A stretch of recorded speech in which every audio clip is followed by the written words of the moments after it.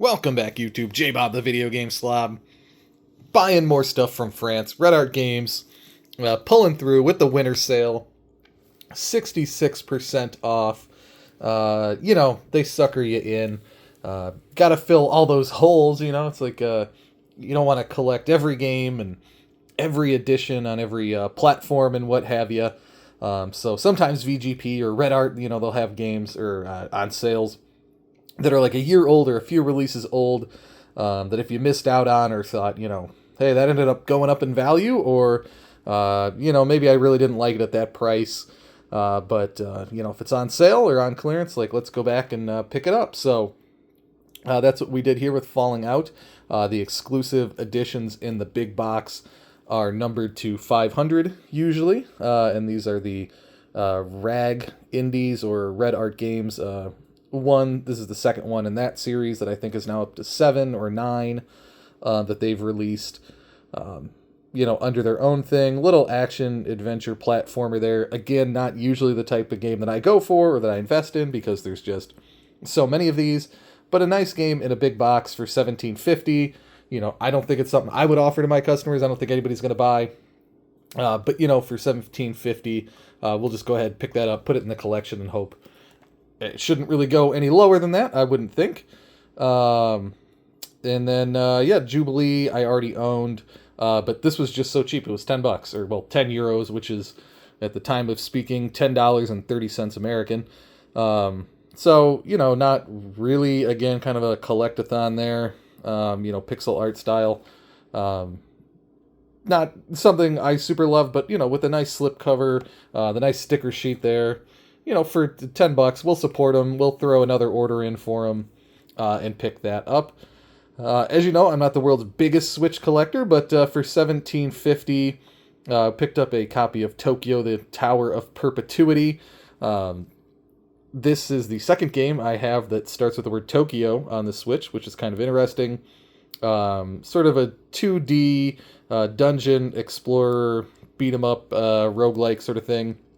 So, I don't know, that seemed interesting enough that, I'd buy a copy for myself and maybe flip the other one or see where we go with that. These continue to be $15. It makes no sense to me, so every time I see another sale, I just go ahead and pick up another couple of copies. This was limited to 1,000, as you've probably heard me say before, and it's a vertical side-scrolling shoot-'em-up. There are not a ton of shoot-'em-ups on the Xbox One. I just don't think people know about this. I think it's under the radar, and so I probably own a tenth of the print run. Not a tenth, like 1% or something of the, 1,000, and, same with my buddy, so I don't know. We have to have 10 or 15 copies, I think, between us. Same here, Promenade. Oh, never mind. There's 3 copies of that. I guess I only ordered 1 copy of the Promenade, or Promenade, or however you say this. But again, it was just printed to 1,000 copies.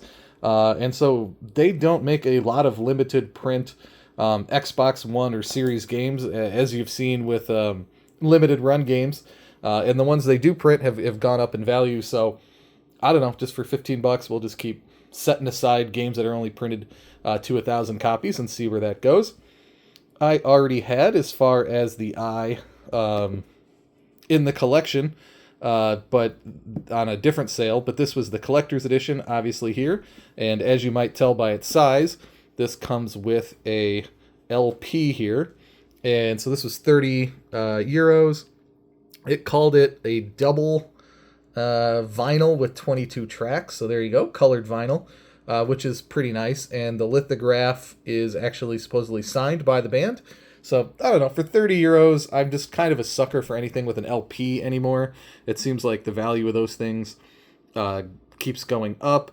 The village building management style game, I don't think I'd ever play this game, but, for $30, we'll add that collectible into the Carbonite collection and see where that goes in the future.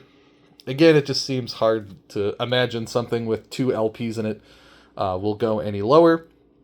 I'll admit this one we didn't own, went directly under my radar. Oaken on the PS4 and PS5. Card upgrading hex tile tactical strategy game. I probably would have picked this up had I noticed it. So for 15 bucks, we grabbed the PS4 and PS5 titles. I have a buddy who's big into the tactical hex tile games, and so yeah, he'll be pretty stoked to have that. Sounds like there's even a manual. Feels a little heavy, so that may even come with a manual in it, which would be pretty cool. So half of those will be on to him.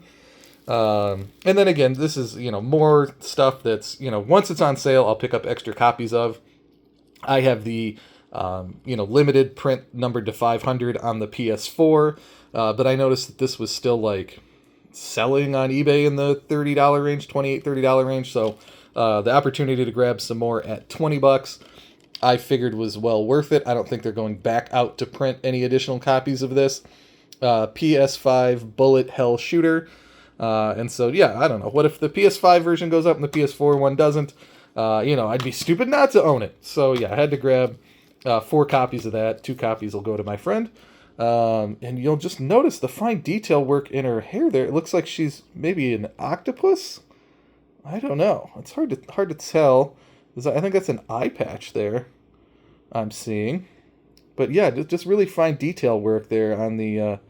I guess they're hair follicles, but maybe they're tentacles. I don't know. We may never know. We'll have to do some more research on that.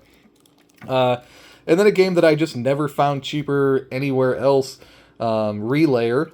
It's been out in all the Asian languages. They have a Sero print of it from Japan. There's a Chinese language print. There's a Korean print. There's even an ESRB print of this. It is a Katakawa game, so it's a lot bigger of a game than Red Art usually gets, but for 20 bucks for a tactical mechy robot RPG, with the characters that look like that, pretty much in my wheelhouse. And so, yeah, I went ahead and grabbed 2 copies of it. Unfortunately, the disc is loose in that one, but what are you going to do? For 20 bucks, it was cheaper than I could find it anywhere else. So I'm happy to add that to the collection. I always want to have all the RPGs we could get. So happy to have that. Maybe, I don't know, in the future we'll go back and grab the ESRB or something like that if we really like it. So there you go. This is what J Bob the Video Game Slob picked up from the winter sale at Red Art Games. At this point, I feel like I should be sponsored by them with as many games as there are in the collection. So until next time, YouTube, over and out.